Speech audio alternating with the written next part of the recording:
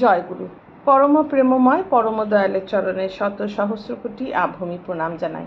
আপনাদের প্রত্যেককে জয়গুরু জানাই। আজকের আলোচনার বিষয় উৎসবের প্রয়োজনীয়তা কী। আলোচনা প্রসঙ্গের পঞ্চম খণ্ড থেকে বলছি। দিনটি ছিল 18 জুলাই 1943 সাল। এবার কুষ্টিয়ায় শ্রী শ্রী ঠাকুরের জন্ম মহোৎসব হওয়ার কথা। বিরাজদা, যতীনদা, সত্যদা, বিষ্ণুদা প্রমুখ কথা তুললেন কিভাবে কি হবে। বিভিন্ন জনের মধ্যে আলোচনা হচ্ছে কিভাবে এই উৎসব শ্রী শ্রী ঠাকুরের জন্ম মহোৎসব পালন হবে কি করে। শ্রী শ্রী ঠাকুর বললেন, উৎসব মানে আমি তো বুঝি ভিগোরাস যাজন, উদ্দীপ্ত যাজন। তাহলে উৎসব কথার অর্থ হচ্ছে উদ্দীপ্ত যাজন, যাতে মানুষ মঙ্গলের অধিকারী হয়, উন্নতির অধিকারী হয়। তাই আপনারা মূল ব্যাপারের দিক লক্ষ্য রাখবেন, তাহলে আর কোনো অসুবিধা হবে না। সবাই যদি আনন্দের প্রেরণা না পায়, উন্নতির প্রেরণা না পায়, রিক্ততা থেকে সম্পদে দাঁড়াবার যোগ্যতা আহরণ না করে, তাহলে উৎসবের উদ্দেশ্যই ব্যর্থ হয়ে গেল জানবেন। তাহলে উৎসব মানে কি এবং উৎসবের উদ্দেশ্য কি, শ্রী শ্রী ঠাকুর খুব পরিষ্কার করে বলে দিলেন। উৎসব মানে হচ্ছে ভিগোরাস যাজন, মানে উদ্দীপ্ত যাজন। সেই যাজনে কি হবে না, সেই যাজনে মানুষ মঙ্গলের অধিকারী হবে, উন্নতির অধিকারী হবে। তাই আপনারা, শ্রী শ্রী ঠাকুর বলেছেন, এই দুই মূল ব্যাপারের দিকে লক্ষ্য রাখলেই আর কোনো অসুবিধা হয় না। আর উৎসবে মানুষ কি পাবে? সবাই আনন্দের প্রেরণা পাবে। শ্রী শ্রী ঠাকুর বললেন, সবাই যদি আনন্দের প্রেরণা না পায়, উন্নতির প্রেরণা না পায়, রিক্ততা থেকে সম্পদে দাঁড়াবার যোগ্যতা আহরণ না করে, তাহলে উৎসবের আসল উদ্দেশ্যই ব্যর্থ হয়ে যায়। আর উৎসব করতে কি লাগে? প্রচুর টাকা লাগে। এই টাকা কি করে আসবে, এই সম্বন্ধেও শ্রী শ্রী ঠাকুর বললেন। তিনি বললেন, টাকা করলে কখনোই টাকা আসে না। আমরা যদি মানুষের কাছে গিয়ে শুধু বলি যে উৎসব করব, টাকা দাও, কেউ দিতে চাইবে না। তাহলে টাকাটা আসবে কিভাবে? দয়াল আমার বললেন, মানুষের মন, প্রাণ ও উৎসাহকে উচ্ছল করে তুলতে। মন, প্রাণ ও উৎসাহ যদি উচ্ছল হয়ে ওঠে, সেই উচ্ছলতাই শুভপ্রসূ কর্মের ভেতর দিয়ে আত্মপ্রকাশ করে মানুষকে সচ্ছল করে তোলে। আরেকবার পড়ছি ঠাকুরের কথা, তো প্রত্যেকটি শব্দই ভীষণ অর্থবহ। টাকা করলেই কখনো টাকা আসে না।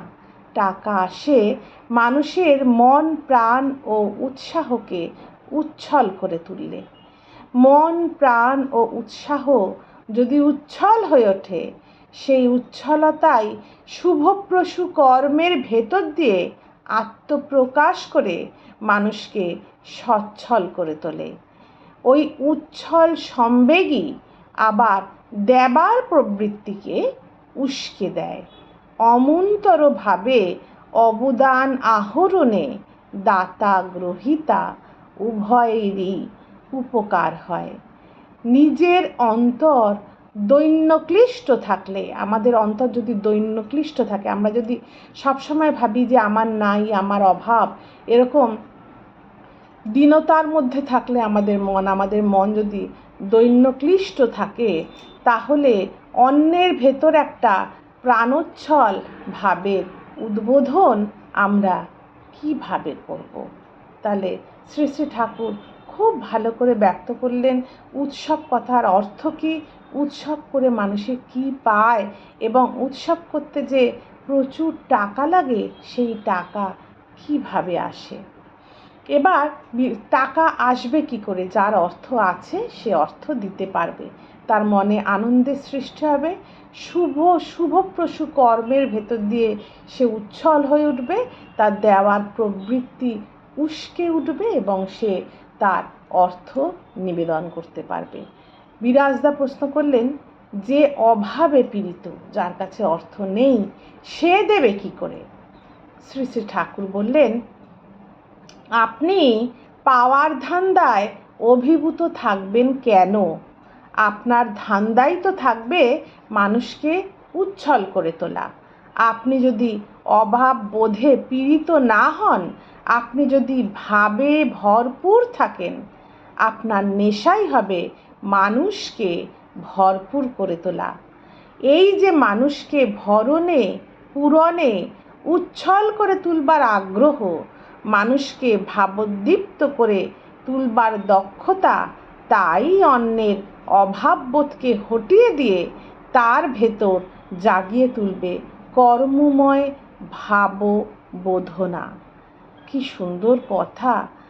শ্রী শ্রী ঠাকুর বললেন, আপনি যদি অভাববোধে পীড়িত না হন, আপনি যদি ভাবে ভরপুর থাকেন, তার ভাবে, ঈশ্বরের ভাবে যদি আপনি ভরপুর থাকেন, আপনার নেশাই হবে মানুষকে ভরপুর করে তোলা।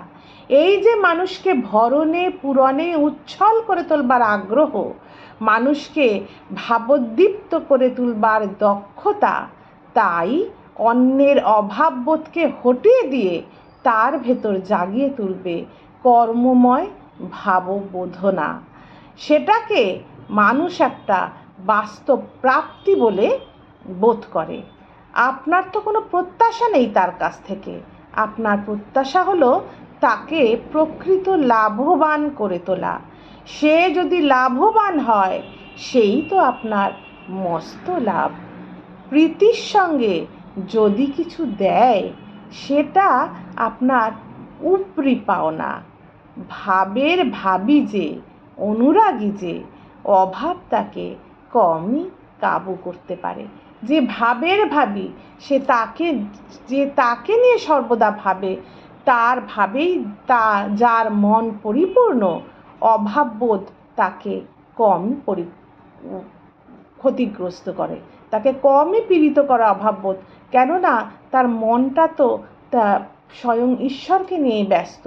অভাববোধ সে অনুভব করবে কি করে? বুঝতেই পারবে না তার অভাব আছে, কেননা তার মন পরিপূর্ণ ভাবিকে নিয়ে।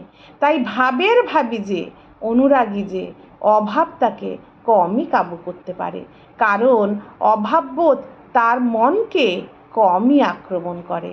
মন তো তার প্রিয়কে নিয়েই বিভোর। এই কথাটাই হচ্ছে আসল কথা। মন তো তার প্রিয়কে নিয়েই বিভোর। আবার প্রিয়ের তোষণ পোষণ পালনে সদা সক্রিয় যে, যার জীবনের উদ্দেশ্যই প্রিয়কে তোষণ করা, পোষণ করা, পালন করা, প্রিয়ের তোষণ পোষণ পালনে সদা সক্রিয় যে, ওই প্রচেষ্টাই তাকে প্রতুল করে তোলে। আজ ইষ্ট আলোচনা এতখানিই থাক। জয় গুরু, বন্দে পুরুষোত্তম।